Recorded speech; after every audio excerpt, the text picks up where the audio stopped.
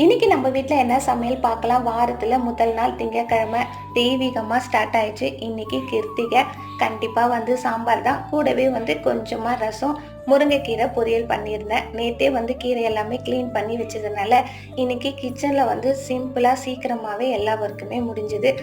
நேத்து பாஷா படம் பார்த்துருந்தேன். அதுலேருந்து என் மைண்ட்ல ஒரு விஷயம் ஓடிட்டே இருந்தது. நம்மள பல பேர் பாஷா மாதிரி நல்லா வாழ்ந்துட்டு சில பேருக்காக நம்ம குணத்தை மாத்தி மாணிக்கம் மாதிரி வாழ ஆரம்பிச்சிருப்பாங்க. எனக்கு என்னமோ பாஷாவோட குணம் மட்டும்தான் பிடிக்கும். மாணிக்கம் மாதிரி ஒருத்தவங்களுக்கும் நம்ம குணத்தை மாத்திட்டு இருந்தோம்னா நம்ம லைஃப் ரொம்ப ஸ்பால் ஆயிடும்.